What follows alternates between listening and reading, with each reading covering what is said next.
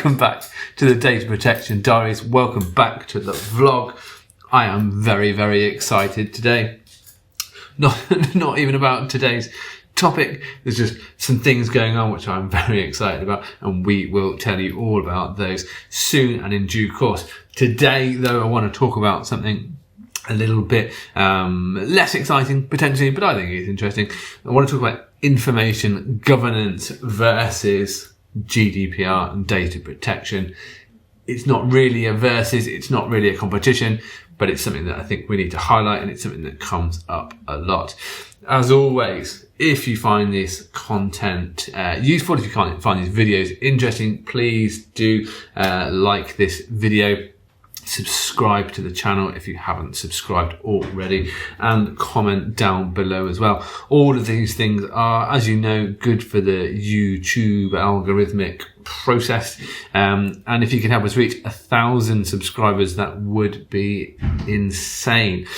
But for now, let's get on with what we want to talk about today. So as you've already guessed from the thumbnail, today we want to talk about the term information governance and what information governance means for organizations against the backdrop of data protection and, of course, the backdrop of the GDPR. The reason that I wanted to make this particular video is because, in my eyes, and from what I see and what we see from a business here at iStorm, it does feel a lot like information governance kind of gets pushed to the wayside in terms of terminology, but actually it's still being enacted within organizations. And when we're talking to clients, when we're going out, when we're doing gap analysis, we're doing assessments, and we're providing support through our outsourced DPO business, when we're talking about information governance, a lot of organizations misunderstand what it means. They're not quite getting to grips with it, thinking, isn't that just data protection? Why is information governance important? What's the difference? So it's something that I personally wanted to highlight in this video, and I think it's useful for anybody that's watching this to understand what the concept is, and to see that actually you're probably already doing it even though you didn't realize it.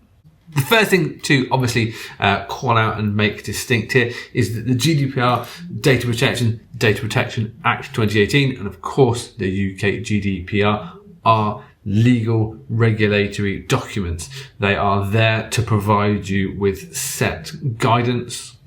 We say set, but they're there to provide you with guidance, with a set of rules, a set of requirements, things that your organization absolutely has to do to be compliant with those particular pieces of legislation and those particular pieces of regulation. The second thing to point out on this particular topic is that information governance is not.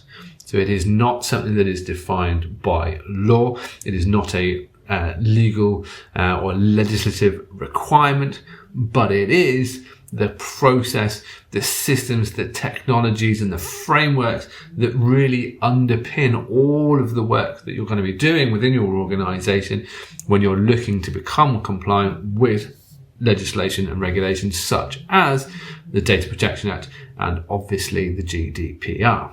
It's worth pointing out at this point in the video that we're not just talking about GDPR and data protection in terms of regulation and legislation that is affected by an information governance framework. There are a whole host of other things, but being a GDPR and data protection channel, obviously those are the things that we're going to link it back to.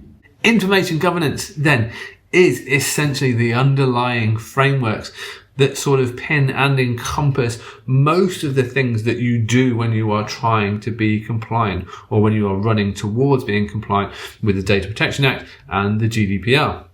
The GDPR doesn't really state that you have to have any particular kinds of policies. It states that you should abide by certain principles. You should abide by, obviously, data minimization. You should abide by appropriate records retention. You should abide by appropriate security and technical and organizational measures. But it never actually dictates that you should have policy or documentation. Now, within most organizations, within most of the organizations from you guys watching this video, you are going to already have policies and procedural documents in place to support those requirements from the GDPR, be that a records management policy, be it a records retention schedule, be it a change management process for giving access to systems, giving out passwords, setting up access controls.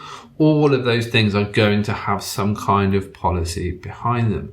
In addition to that, depending on how mature your organization is, or depending on the approach that you currently take to your compliance, you're also likely to have risk documentation. So you may have a risk register, you may have risk scoring, you may even have a risk scoring policy or a risk assessment policy, whereby the organization is told how to assess the risks that the business faces from the use of personal data and from the use of information. All of these things form part of that wider information governance framework. The key thing when we're talking about information governance is that information governance is about realizing the value of an information asset and being able to balance that value against the cost. So the cost of having that information, the cost of maintaining that information, the cost of the technologies and the systems that are required to manage that information, against the benefit of having that information, using that information properly, and having appropriate associated governance around that information within your business. So when we go out and talk to a client and we're talking about GDPR, we're talking about data protection compliance, the first thing that we always do when we're carrying out a gap analysis is make it clear that we are actually going to carry out a much wider information governance led review. So rather than just having a set gap analysis template whereby we look at the requirements of the GDPR, we actually look at things much more holistically. So we look at policies, we look at procedures, we look at documented controls, we look at risks, we look at the risk registers, we look at incident reporting, we look at the actions taken off the back of those incidents, in addition to looking at the controls that should be in place as recommended or as dictated by the GDPR. So privacy notices, transparency notices, information rights, processes, all those good things. What's important is not to become disillusioned, I suppose, or not to misinterpret GDPR and data protection as being the only thing that an organization needs to comply with, or the only thing that you should be looking at within your organization when you are looking at compliance. Information governance as a term and as an activity encompasses all of those things. And if you have a good information governance framework and a good information governance structure within your business that encompasses all those additional things, such as risk management, such as records management, and the controls that you are required to have under the GDPR and under the Data Protection Act, your business is going to be in a much better place. The takeaway from today's video really is that when people are talking about information governance, it is not a different activity. It is all part of a wider governance framework that encompasses all of those different things. If you are looking to move your organization through that kind of maturity and through that kind of compliance journey, then looking at information governance on a much wider scale is often the best way to do that. Again, if somebody is coming in and looking at your business for you, so if you're bringing in a consultant, if you're bringing in a contractor, if you're bringing in a new DPO, finding somebody that has an understanding of wider information governance, best practice, frameworks, and how to implement those is also a good thing to do.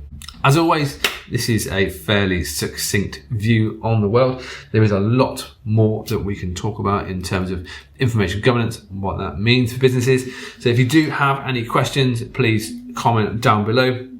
Come and find us on LinkedIn. Come over to the website. Drop us a message, drop an email, phone call, whatever you want to do. But whatever you do, please like, comment, subscribe to this video, subscribe to this channel even, and we look forward to speaking to you again soon. Thanks very much.